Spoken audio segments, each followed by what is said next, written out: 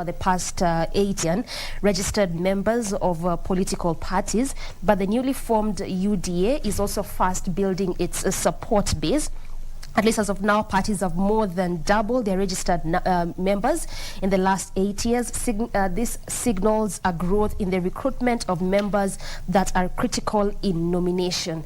And also, while political parties had 7.6 million registered voters in 2013, like I mentioned, the number has risen to at least 16.3 million registered persons, and this was mentioned by Anne Deritu, who's the registrar of political parties. Ms. Deritu also declined to just provide the breakdown of the numbers of each parties. The 16.3 million accounts for the total number. So he declined to provide a breakdown of the numbers for each party, citing political sensitivity, also saying that these figures are the strength of parties, and most of them don't want their numbers to be shared without their authorization. And in case she gives it out, it will actually look like an inciting against each other of these political parties. However, President Kenyatta's ruling party, that is the Jubilee, has close to half of the total registered political party members in Kenya, and almost double those of Raila Odinga's ODM. Now, Vic, I know you're not supposed to give our views or something, especially when it comes to matters politics thereabout, but yes, in as much as you look at these numbers and how the figures have risen over the past 8 years, total of 16.3 million, and UDA is really making inroads in various, various places, various constituencies. Yeah. What is your perhaps take in terms of how these numbers are rising? Also to a point where Jubilee still dominates in terms of membership, given the fact that there's a bit of crack, if I can say, in the party. You see, in the history of Kenya, in any election, most parties seldom make it to the next general election cycle. The ruling party? Exactly. Most parties, almost coalitions are always formed to form next government or to win an election, and they have got pre-election pacts and post-election pacts, and some of them after the elections they tend not to go into the next election, perhaps in anticipation that the front runner or the chairman or the party leader might be getting out. For example, in this case, President Uhuru Kenyatta is not going to seek a re-election. Now, the coalition parties in the Jubilee coalition are now feeling that the party leader, who is the front runner, who is not going to be, is not good presidential candidate come 2022, and therefore the pact that they had in 2003, and now we are in 2022. Jubilee moving coalition. We have 2007, and now 2013, now 2022. Most of the political parties are always formed to win an election. And after that, they disintegrate and they start forming other parties. It's only stronger parties that usually fight until they get to the next general election cycle. So it's not something new. We are yet to see more parties coming up, seeking to have, a bit of some share in the constituencies, and, it also comes with... see who can get what. Exactly. With that, right now, actually, all eyes on the Kiambaa by-election slated on the is it July? Yes, 15th, on July 15th, I believe, trying to see who will win, who will make it there. Absolutely. So we are yet to see more political parties formed, and more coalitions are yet to come. All right. Now, also, I just want to run through this story, if I can say, like a sad kind of story, which was on the front page of the Daily Nation, and this is in regards to the young lady, that is Evelyn, the main header, then blind at 31. Evelyn now prepares for life in her own world. So just listen to this. Imagine waking up one morning, opening your eyes, and seeing nothing but total darkness, and then realizing that you've actually gone blind. This is the story of one young lady, Evelyn.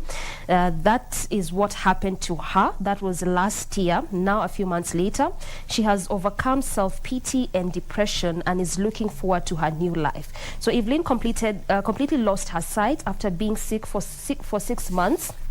Before that, she was a jovial, bubbly businesswoman who spent most of her days at home in Kasarani, that is here in Nairobi, reading books, watching movies. She lived alone and running an online business. But on one morning, that was last year, June, she woke up feeling extremely tired with pain in her shoulders and forehead. She had a delivery to make, but she went back to sleep, only to wake up after 7 p.m. So she ended up sleeping the whole day without even realizing. I was in and out of consciousness, said Evelyn. When the condition persisted, she went to a hospital in Kasarani where she was diagnosed with a bacterial infection. She was given medication, but the condition worsened. She was then diagnosed with acute meningitis after explaining her symptoms to a doctor and referred to Kenyatta National Hospital, where she was admitted for about a week. Further tests ruled out meningitis, but showed that she had a blood clot in one of her main veins, and this is what led to her being blind. So you can imagine living for 30 years of your life, and then one morning you wake up and things have changed altogether. The bite is that I do not know what it is, what's in store for me. There's so much that we are not in control of. At least as of now, she's still fundraising to pay for rehabilitation at Kenya Institute for the Blind. Just the way we were saying, Victor, in the beginning of the show, that sometimes in life there are things that you do not have control over.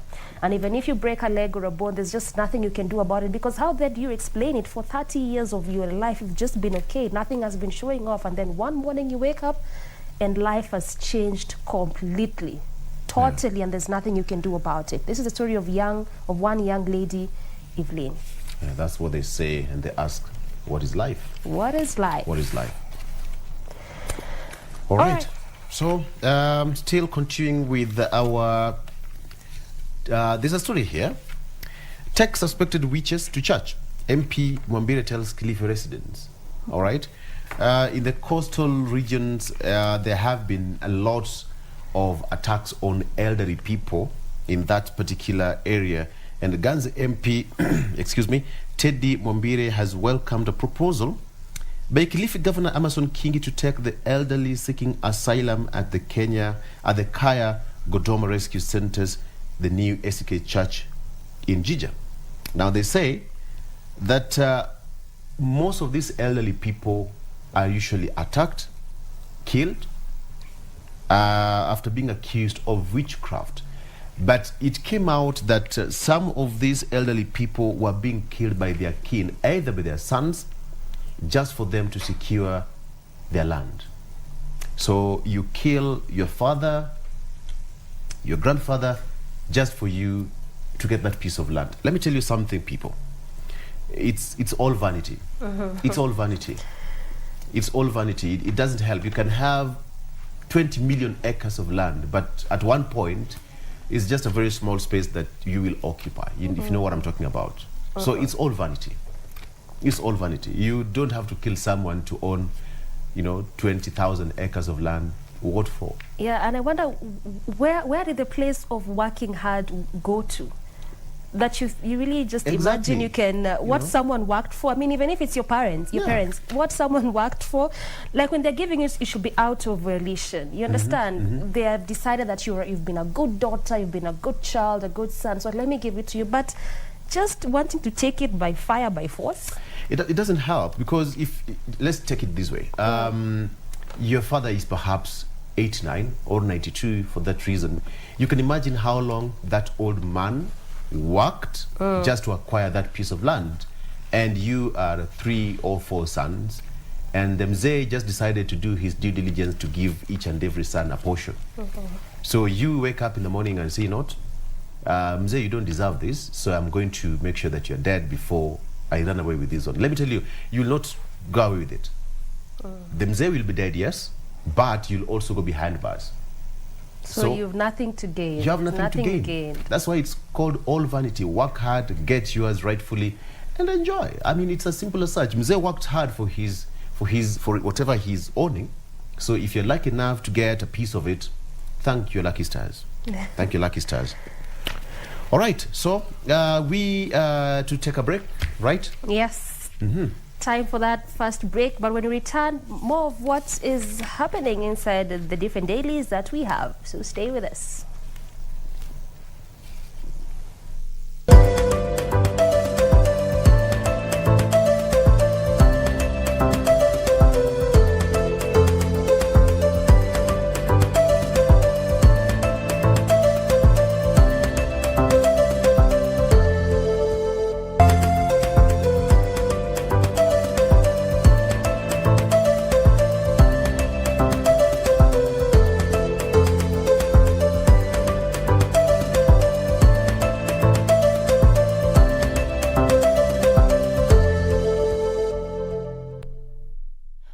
Welcome back to the program. If you're just joining us, it's still right in time for our first segment in the headlines, where we continue to unpack for you what is making headlines in the different dailies that we have. Still having a copy of the Daily Nation, and now let's talk matters COVID-19. We definitely know how it has affected different countries across the globe, coming down to Kenya with the various variants, especially in Kisumu County, that has attracted just different restrictions in that particular county. But at least as of now, the pandemic was now get a boost, and this is of 130 billion boost. This is actually throughout the entire African continent, where it's said to receive 130 billion to boost its COVID-19 vaccination capacity.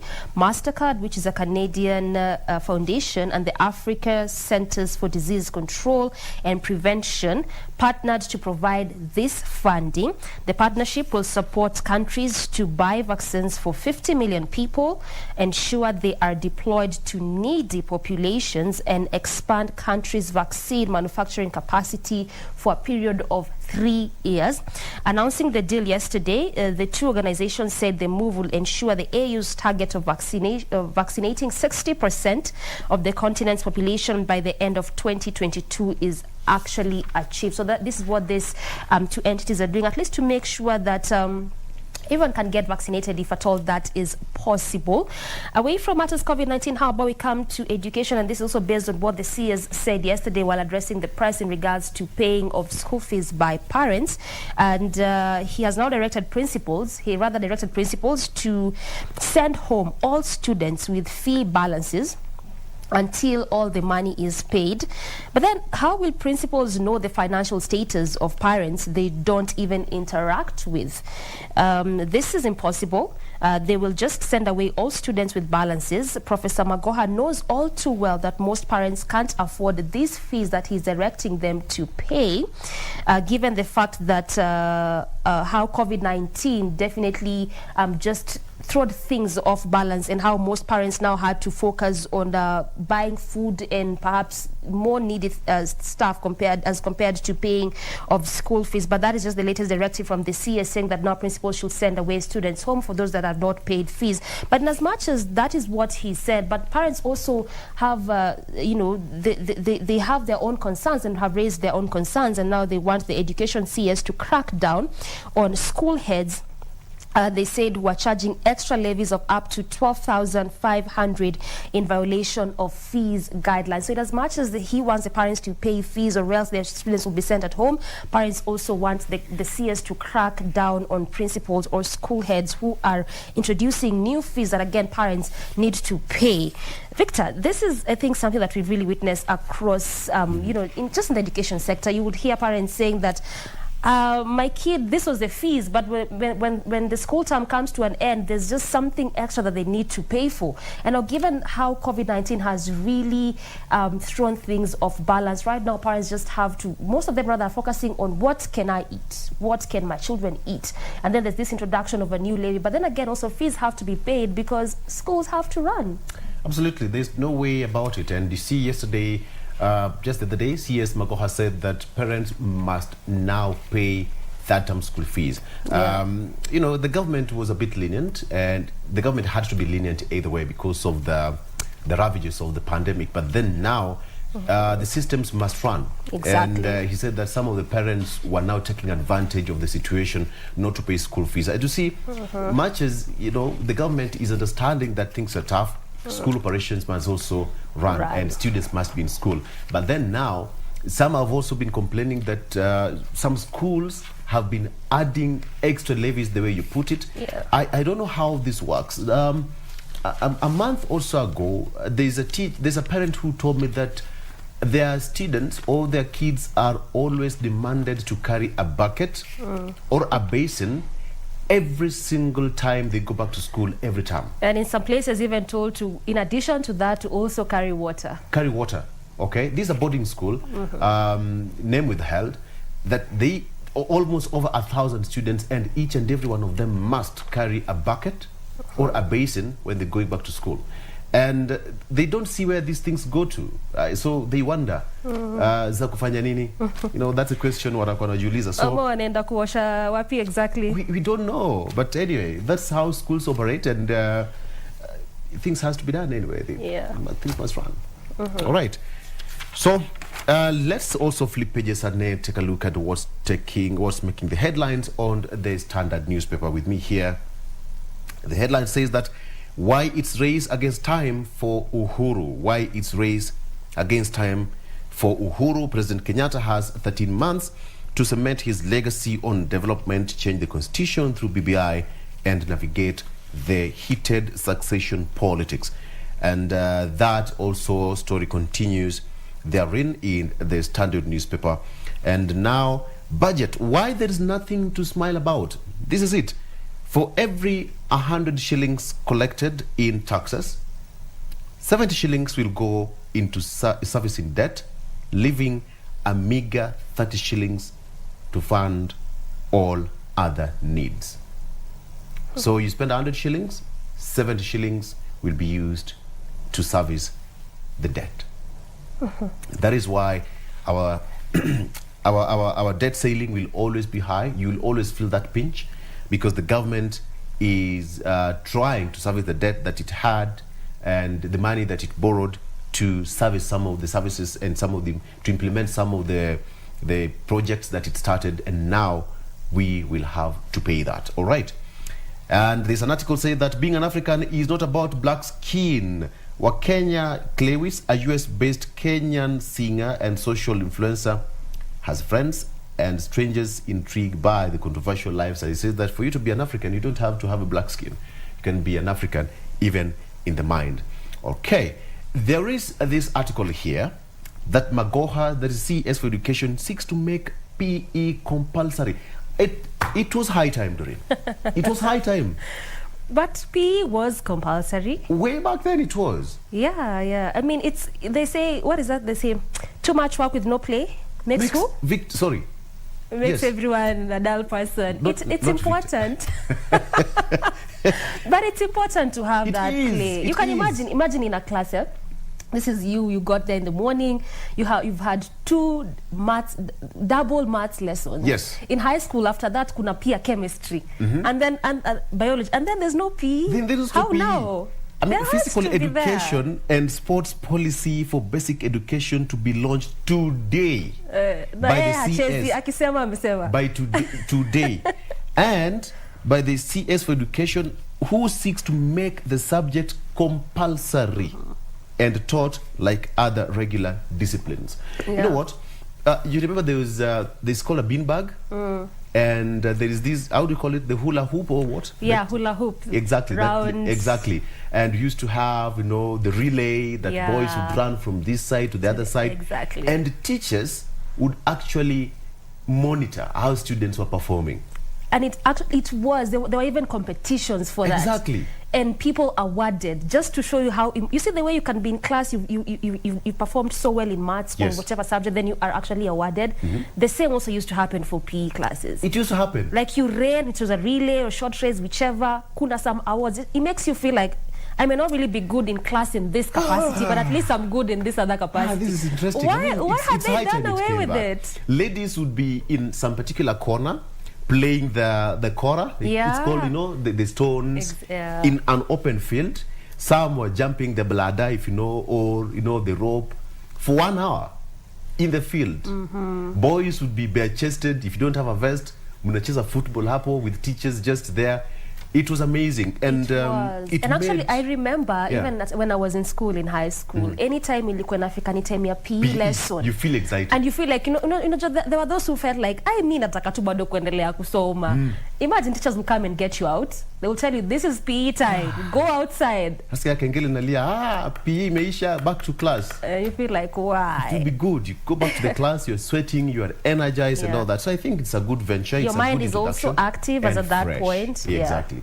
And now kids also had time to bond. Both boys and girls, they would play together. They would just bond as students, because teachers would put you in groups. 3 boys, 3 girls, you are competing against something. All right? So you're mixed. It was a good thing. So I think it's high time that it was introduced. Yeah. It will go a long way in helping the pupils. All right. So there's that video that also went viral, that President Emmanuel Macron was also slapped by someone. President slapped during a walkabout. French President Emmanuel Macron was yesterday slapped in the face by a man during a visit to a small town in southeast France. His office confirmed that the video that went viral, which was circulating on social media, the president could be seen greeting the public, waving for him behind traffic barriers in a small town of, okay, that one I didn't get it correctly, after he visited a high school that is training. And then all of a sudden, the man decided to slap the president. Should we call that presidential slap? Wow, I didn't see that one coming. But I saw that video and I just thought to myself, I mean, are people really tired with their leaders? Because, I mean, Vic, you can remember when we were covering Madaraka Day, there was a sort of like a similar incident. In as much as the man did not get to the podium where our president was to even get a chance to do that, but the kind of antics the person was doing, to a point even the president said, wachani na acha sasa tuende afanye mambo yake. That was actually the president's statement. So are people really tired with their leaders? And what is this that make people so tired, yet they're the ones who actually choose them? Sometimes I might say that people are just attention seekers. And, what pushes someone to run to where the president is? A president has got something called a bubble, a security bubble for over 200 armed police officers around him, and you'll never see them. Yeah, but you just decide, by the way, now. I just want to do something here today. Is it, you said attention seeking?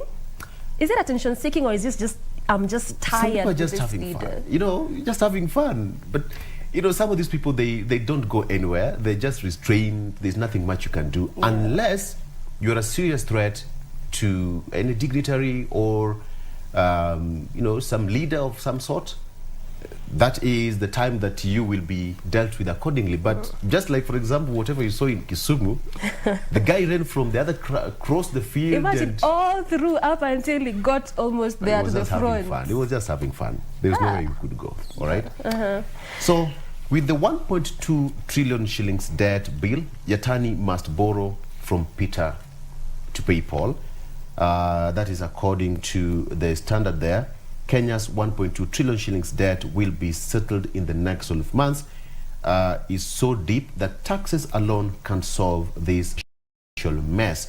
Now, but again, the Cabinet Secretary for Treasury, Ukur Yatani, will have no option but to tap resources from donors and other lenders to retire maturing loans. It will be the same script of borrowing from Peter to pay Paul, just to forestall the economy from being wheeled to the ICU. So it's going to be a very big, deep dent into our pockets just to service our debts. But you know what? As I say, services must be rendered. All right. So coming back to the Daily Nation, you can remember yesterday, if you are especially online, you might have come across this particular story of a South African woman giving birth to 10 babies. There was a similar one in Malawi, if I'm not wrong, where the lady gave birth, was it to 8 or 9 babies? But this particular one, the South African woman gave birth to 10 babies on Monday, breaking the world record held by Malian, who had 9 in, it was in Morocco, not in Malawi, in Morocco. That was last month. So this, the lady in question, or the particular lady who gave birth to 10 babies, is known as Tamara. and she delivered preterm at hospital in capital Pretoria. It was seven boys rather, and 3 girls. She was 7 months and 7 days pregnant. However, she expressed her happiness and just being very emotional. The lady 37, however, also admitted that she was initially doubtful when doctors told her she was carrying octuplets, where the health workers thought it was 8, just saying that I was convinced that if it was more than 1, it would be twins or triplets. Even when I saw the scans, I still could not believe it, she continues to say, but as time went by, I realized it was true. I battled to sleep at night, she said. In as much as she's unemployed, but she just continues to express her gratitude, saying that she feels like one of God's chosen children. To give birth to 10 children. So to give birth to 10 children. That's what you call tenfold. She was blessed tenfold. Tenfold. Tenfold. All right. To mothers, we salute you. Carrying 10 babies to full time is not a joke. We salute you, and of course we wish the mother and the 10 babies all the best. All right. That brings us to the end of In the Headlines. And of course, in the next hour, we are going to be joined by Dr. Peter Kamunyu, who is the CEO of NHIF.